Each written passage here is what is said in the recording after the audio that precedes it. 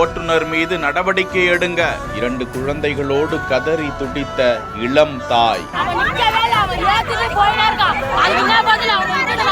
வடசென்னை தண்டையார்பேட்டை கைலாசம் பகுதியில் வசித்து வந்தவர் 25 வயதுடைய இளைஞர் கணேஷ். மெட்ரோ ஒப்பந்த பணியில் பணிபுரிந்து வந்தார். இவருக்கு பாக்கியலட்சுமி என்ற மனைவியும், இந்த தம்பதிக்கு 3 வயதில் ஒரு பெண் குழந்தையும் 1.5 வயதில் ஆண் குழந்தையும் உள்ள நிலையில் காலையில் தனது மகளை பள்ளிக்கு அழைத்து சென்று விட்டு எழில் நகர் பகுதி வழியாக கணேஷ் பைக்கில் வந்து கொண்டிருந்த போது அந்த வழியாக மாநகராட்சி குப்பை வண்டி சென்று கொண்டிருக்க அதனை முந்தி செல்ல முற்பட்ட போது லாரி இருசக்கர வாகனத்தின் மீது மோதி உடன் வந்த நண்பரோடு சேர்ந்து கீழே விழுந்திருக்கிறார் கணேஷ். குப்பை லாரி கணேஷ் மீது ஏறி இறங்கிய நிலையில் சம்பவ இடத்திலேயே அவர் பரிதாபமாக உயிரிழக்க, அஜாக்கிரதையாக லாரியை இயக்கிய ஓட்டுநர் மீது நடவடிக்கை எடுக்க வேண்டும் என கணேஷின் உறவினர்கள் சாலை மறியல் போராட்டத்தில் ஈடுபட்டதால் பகுதியில் போக்குவரத்து ஸ்தம்பித்தது. போலீசார் பேச்சுவார்த்தை நடத்தி வழக்கு பதிந்து நடவடிக்கை எடுக்கப்பட்டு வருவதாக மக்களை கலையச் செய்தனர்.